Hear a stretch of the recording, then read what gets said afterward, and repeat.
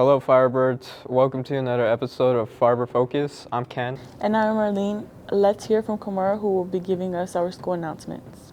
Farber Market Food Pantry will be open Wednesday, November 19th, 3 p.m. to 5 p.m. Did you know that Farber has a student activities account on Instagram? Keep up at Farber's Activity. November 24th to November 28th, there will be no school due to the Thanksgiving holiday. We'll be back December 1st. Hi, my name is Sajada and I'm here with Farber Focus. Today we're going to be focusing on Native American bracelets. My name is Mrs. Carlos, and I am the leadership teacher.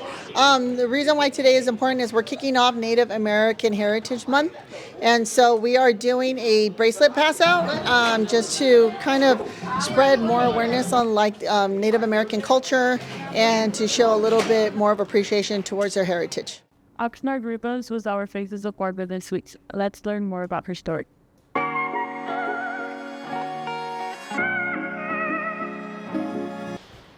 Hi, my name is Cam, and we're here to learn more about the Farber Cafe. My name is Oxnard Rivas. I'm the food service manager here at Farber.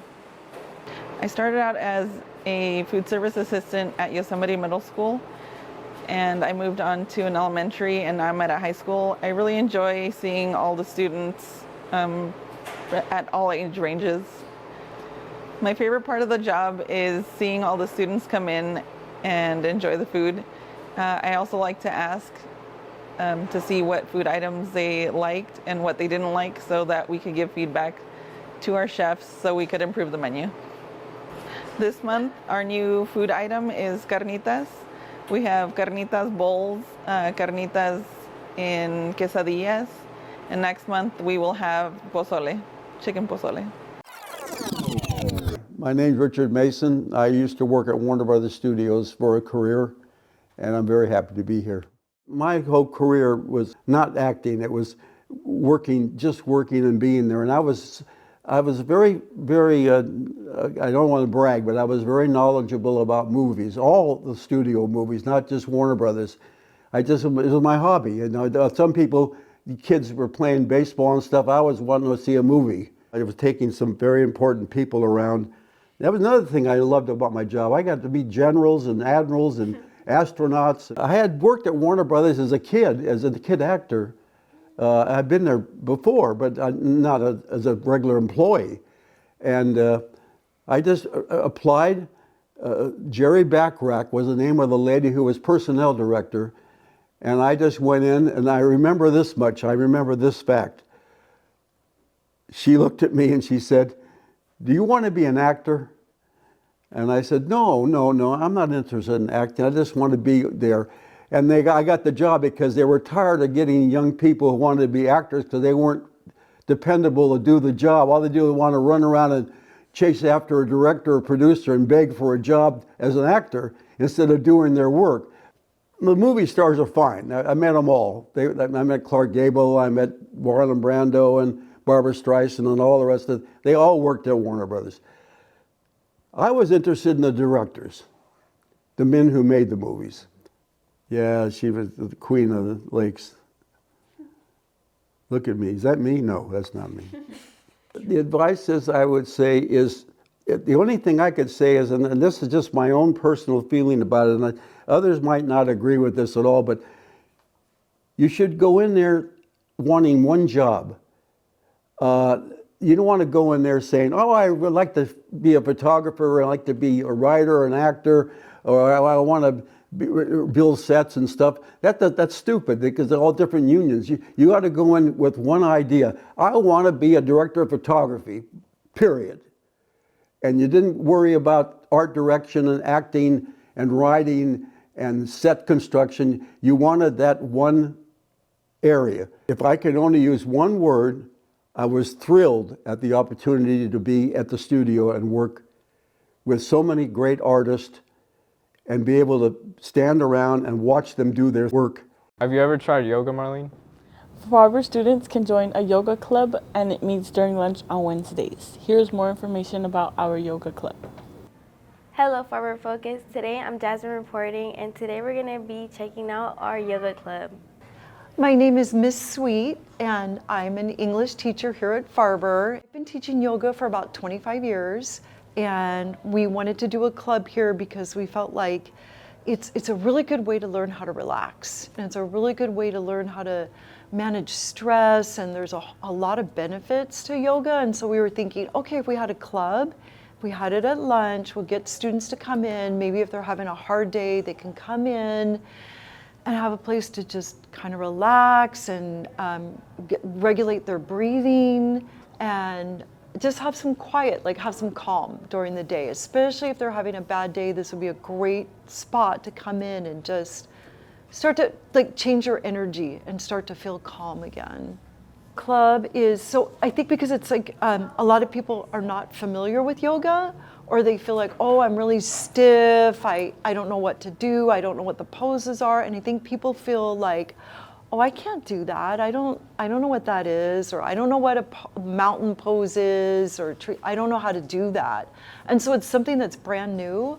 But if you come in and you're willing to be open-minded and learn, you'll get over that really quick. What I would tell somebody who's scared and they're really shy and they're not, I would say, come in and learn one pose. We're gonna do one pose at lunch, every lunch. And so what we do is we just keep building, and you'll learn a different pose every week. And then you'll have a kit of different poses we can go through.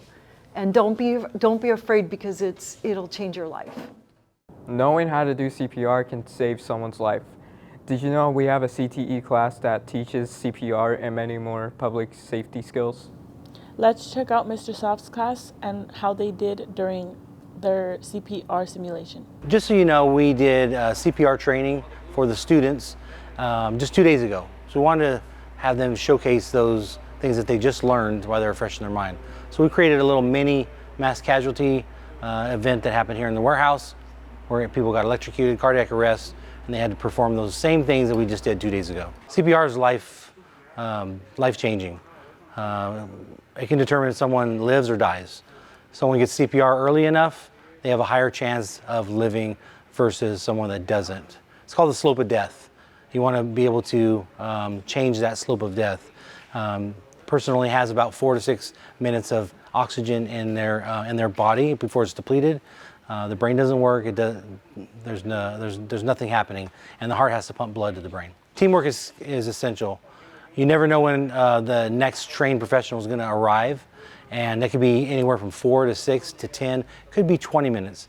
Yeah, the thing is that when you're doing compressions, it has to be continuous. You can't stop. So if you have someone else there, they can relieve you, and you can go back and forth until somebody gets there.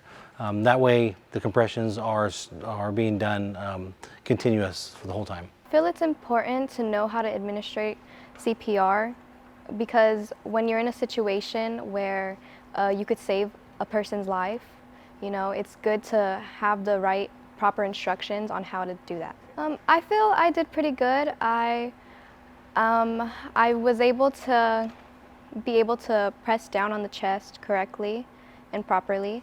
What I feel I did wrong was when pumping air into the dummy, I would pump air too fast, and I could change that. This is a good thing for students to learn just for life skills. We all have family members, friends. We are the first responders on the scene if someone was to go down right in front of us. Having this skill, like I said, means life or death for that person. I believe it's important to know how to administer CPR, because anything could happen at any given moment. Especially nowadays, there's different types of situations, so I think it's good to be better prepared. It's that time for our question of the week. And was anyone successful in knowing the lyrics of this week?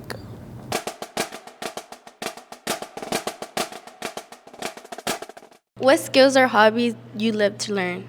Mostly I like to learn skill and hobbies that take up a lot of time and are preoccupying, like drawing or skating, stuff like that. I like to do makeup. I like to do my nails on my free time, so. I'm gonna say acting.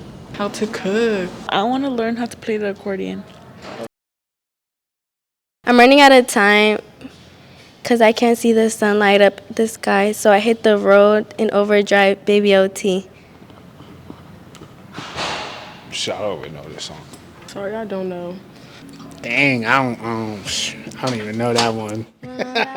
I don't know the lyric, but it's the Blinding Lights song. I'm running out of time because I can't see the sunlight up the sky. So I hit the road in overdrive, baby OT. The city's cold and empty. No. Finish the lyrics. I'm running out of time because I can't see the sunlight up the sky. So I hit the road in overdrive, baby OT. I hit the road in overdrive, going to look for you. I'm going to look for you, 'cause you got my heart. Don't run it over, baby. Ooh. Since Thanksgiving is about to start, what are you grateful for and why? I'm grateful for everyone around me because of everything they've done for me. Mother. Your mother, why? Because she brought me into this world and done a lot for me and, took care of me.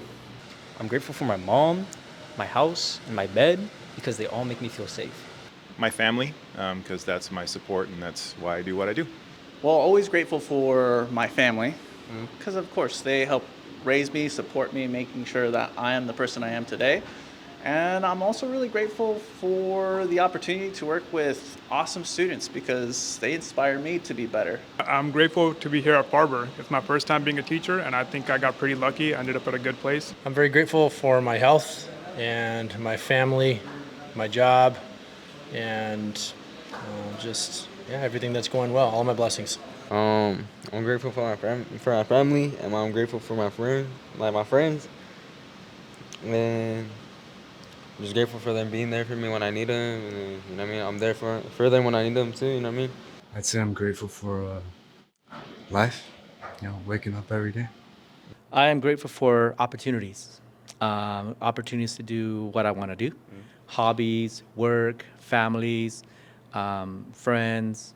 Coming to the school gave me new opportunities. Family, and especially my wife, because she's probably the person that's helped me grow the most, and then you have all the other extended family and friends, the people that just make life worth living. Well, Firebirds, that's a wrap. I'm Ken, signing off for Farber Focus. And I am Marlene. Happy Thanksgiving and hope to see you next time. Remember to stay positive, Firebirds. What's a skill? Can you get off your phone? You know that Farber has a student. I'm grateful for everyone around me. Wait, can I come again? Hello, Firebirds. Welcome to another episode of Farber Focus. Okay. Have you ever tried? Oh my God.